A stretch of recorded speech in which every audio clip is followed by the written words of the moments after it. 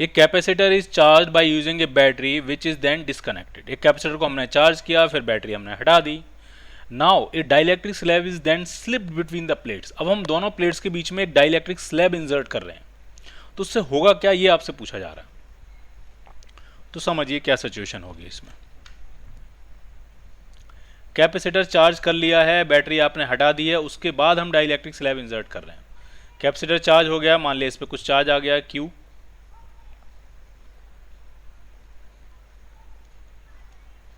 ठीक है, Q charge आ गया है। C मान लिया इसका पहले कैपेसिटेंस था। सारी चीज़ें हम डिस्कस करेंगे, ठीक है। और अब हम इसमें क्या कर रहे हैं, हम एक डाइलेक्ट्रिक स्लैब जो है वो एक इंसर्ट कर रहे हैं। ये मान लिया एक डाइलेक्ट्रिक स्लैब है जिसको हम इंसर्ट कर रहे हैं। बैटरी हटा चुके हैं हम। तो क्या क्या फ़र्क पड़ेगा, मैं 5 चीज़ों पे डिस्कस करूंगा। Capacitance, charge, potential, potential energy and electric field. हम 5 चीज़ें डिस्कस करेंगे। क्लियर। तो सबसे पहले बताइए कैपेसिटेंस पे क्या फ़र्क पड़ेगा। तो कैपेसिटेंस तो K टाइम्स बढ़ जाएगा।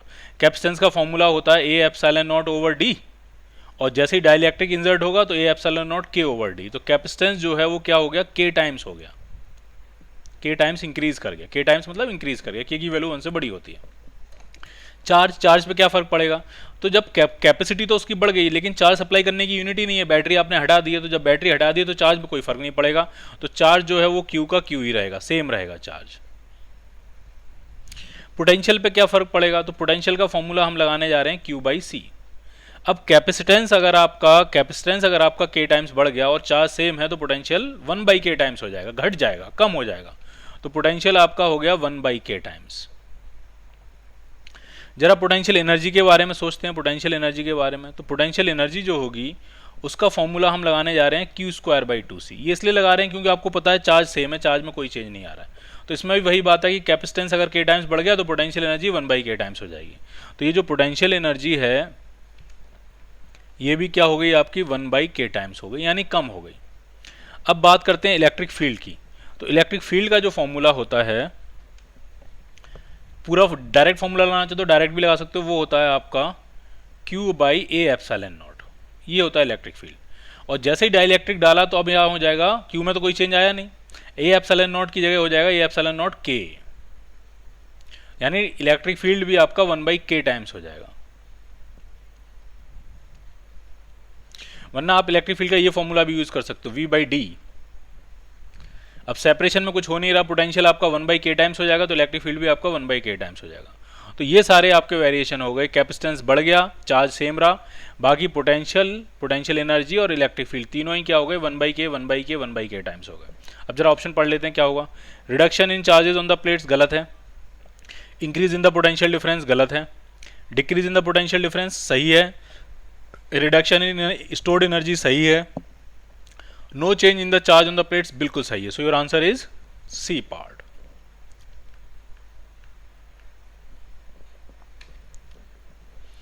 A parallel plate air capacitor is charged to a potential difference V. After disconnecting the battery, distance between the plates is increased using a insulating handle. समझिए क्या है।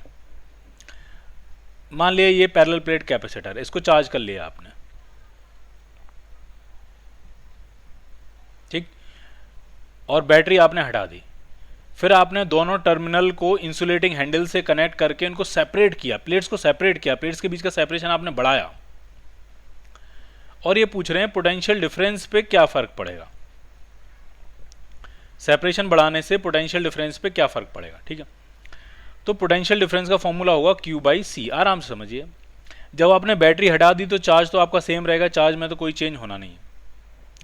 अब सेपरेशन बढ़ाने से कैपेसिटेंस पे क्या फर्क पड़ेगा, तो कैपेसिटेंस होता है आपका A epsilon not over D, और सेपरेशन बढ़ाते जाओगे तो कैपेसिटेंस कम होता जाएगा, कैपेसिटेंस कम, और कैपेसिटेंस अगर डिक्रीज करेगा, कैपेसिटेंस अगर डिक्रीज करेगा तो जो पोटेंशियल डिफरेंस है वो क्या करेगा, वो इंक्रीज करेगा। So the potential difference between the plates will increase.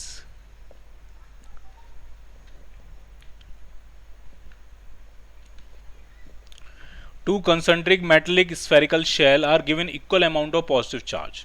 ठीक, बनाए, ड्रॉ करते हैं। एक ये है और एक ये, दो कंसेंट्रिक स्फेरिकल शेल हैं, ये सेंटर है, ये इसका सेंटर है, और दोनों को equal amount of positive charge दिया गया। तो जरा बनाते हैं, ड्रॉ करते हैं कैसे होगा। तो इस पे मान लिया इस पे पॉजिटिव चार्ज दे दिया, तो ये अपनी सरफेस पे रखेगा,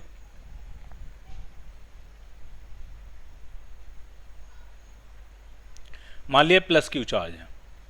तो अगर यहाँ प्लस क्यू चार्ज है तो ये दूसरे सरफेस के अंदर क्या चार्ज इंड्यूस कर लेगा, माइनस क्यू चार्ज इंड्यूस कर लेगा ये, ठीक है। अगर वो प्लस क्यू है तो आउटर शेल के इनर सरफेस पे क्या चार्ज इंड्यूस कर लेगा, ये माइनस क्यू चार्ज इंड्यूस कर लेगा। और अगर यहाँ माइनस क्यू चार्ज इंड्यूस हो गया तो बाहर सरफेस पे कितना आ जाएगा, प्लस क्यू। और एक प्लस क्यू आपने उसको और दिया है, और भी तो दिया है आपने, ये वाला प्लस और ये वाला माइनस तो सिर्फ इंडक्शन की वजह से हुआ, ये वाला प्लस क्यू भी तो आपने दिया, यानी इसका मतलब आउटर सरफेस पे जो चार्ज होगा वो 2q हो जाएगा। ये आउटर सरफेस पे चार्ज हो जाएगा 2q plus 2q।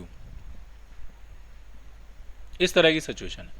Electric field lines अगर हम बनाएंगे तो इलेक्ट्रिक फील्ड लाइंस आप किस तरह से बनाएंगी, पॉजिटिव से नेगेटिव एक इलेक्ट्रिक फील्ड लाइंस तो यहां होंगी, ये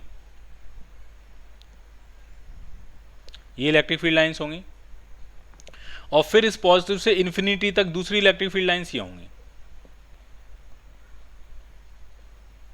क्लियर। अब आपसे ये पूछा जा रहा है इसमें the outer surface is higher potential पे कौन होगा, ये पूछ रहे हैं कौन सा हायर पोटेंशियल पे होगा कौन सा लोअर। आउटर और इनर के बीच में पूछ रहे हैं इन दोनों में कौन सा हायर पोटेंशियल पे होगा, ठीक है। तो आप ये समझिए इलेक्ट्रिक फील्ड लाइंस जो होती हैं वो हमेशा हायर से लोअर होती हैं। तो अगर यहाँ इलेक्ट्रिक फील्ड लाइंस हैं तो इसका मतलब अंदर वाले स्फीयर का पोटेंशियल ज़्यादा होगा और बाहर वाले स्फीयर का पोटेंशियल कम होगा। ये इलेक्ट्रिक फील्ड लाइन यही बता रही है कि अंदर वाले का ज़्यादा होगा, बाहर वाले का कम होगा, ठीक। The inner sphere is always at higher potential. So your answer is B part.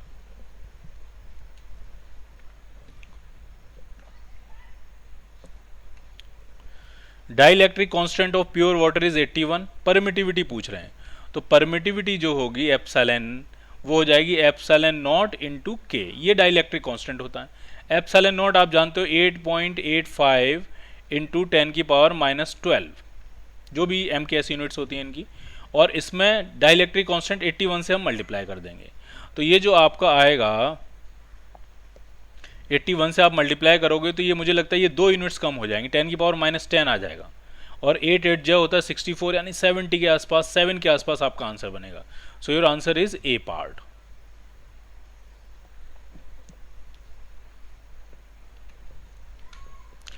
Two spherical conductors each of capacity C are charged to a potential V and -V.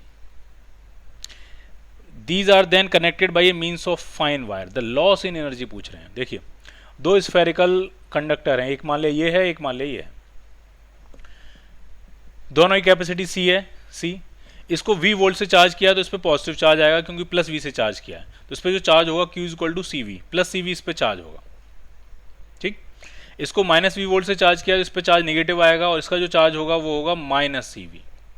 और अब आपने दोनों को कनेक्ट कर दिया, तो मुझे आप ये बताइए पूरे सिस्टम का नेट चार्ज कितना आ गया। नेट चार्ज 0 हो गया, यानी ये दोनों चार्ज एक दूसरे को पूरी तरह से न्यूट्रलाइज कर देंगे, ना ये चार्ज रहेगा ना ये चार्ज रहेगा, दोनों ही अनचार्ज हो जाएंगे क्योंकि नेट चार्ज सिस्टम का क्या है 0। अगर कुछ नेट चार्ज बचता तो वही नेट चार्ज दोनों कैपेसिटर पे डिस्ट्रीब्यूट हो जाता। सिंस दोनों के कैपेसिटेंस बराबर हैं तो दोनों पे चार्ज आधा आधा बढ़ जाता, नेट चार्ज का आधा आधा, बट नेट चार्ज ही 0 है तो 0 का आधा आधा भी 0 रहेगा, यानी फाइनल एनर्जी पूरे सिस्टम की 0 है। तो पूरी की पूरी एनर्जी इस वायर में हीट की फॉर्मेट में डेसिपेट हो जाएगी। कितनी एनर्जी डेसिपेट होगी, कितनी हीट प्रोड्यूस होगी, तो C कैपेसिटर चार्ज किया था V पोटेंशियल से, तो पहले पास एनर्जी होगी ½ CV² और दूसरे के पास भी एनर्जी होगी ½ CV², -V का भी स्क्वायर करोगे तब भी V² ही आएगा, तो नेट एनर्जी CV² होगी और पूरी की पूरी हीट में कन्वर्ट हो गई। सो your answer is C part.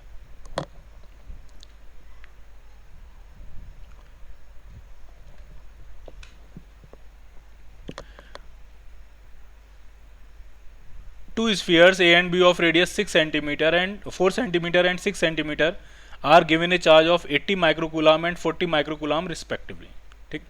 अब जरा यहाँ समझिए, यहाँ 2 स्फीयर अलग अलग रेडियस के हैं, एक 4 सेंटीमीटर है और एक आपका 6 सेंटीमीटर है। R1 आपको पता है 4 सेंटीमीटर और R2 ये भी आपको पता है 6 सेंटीमीटर। इस पे कितना चार्ज दिया, तो इस पे चार्ज दिया Q1 80 माइक्रोकूलम और इस पे चार्ज दिया Q2 कितना 40 माइक्रोकूलम। और फिर इनको हमने एक वायर से कनेक्ट कर दिया इस तरह से।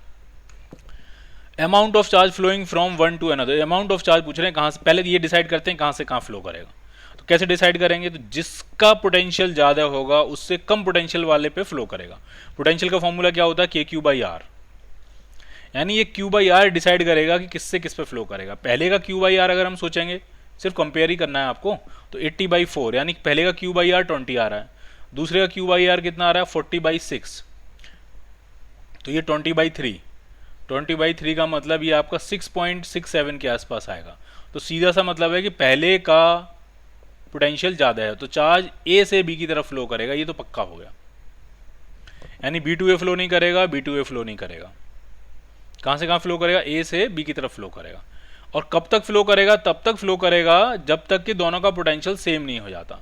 तो मैंने कहा कि चलो क्यू चार्ज फ्लो कर गया, तो तब तक ये क्यू चार्ज फ्लो करेगा जब तक कि दोनों का पोटेंशियल सेम नहीं हो जाता। तो पहले पे कितना चार्ज, पहले का पोटेंशियल कितना बचा हुआ, के, कितना चार्ज बचा 80 माइनस क्यू अपॉन उसकी रेडियस कितनी है 4। देखिए चार्ज को मैं माइक्रोकूलम में डाल रहा हूँ और रेडियस को सेंटीमीटर में डाल रहा हूँ, क्योंकि मुझे दोनों तरफ बराबर करने हैं।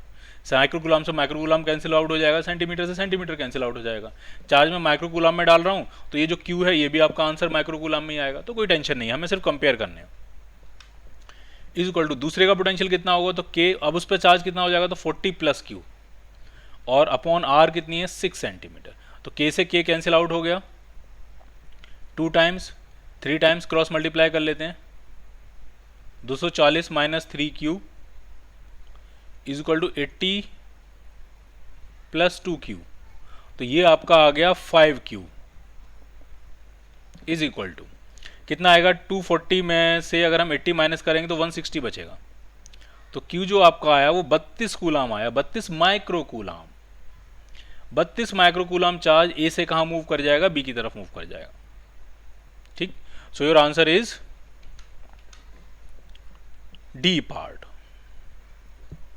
तो चार्ज तब तक मूव करता है जब तक कि दोनों का पोटेंशियल सेम ना हो जाए।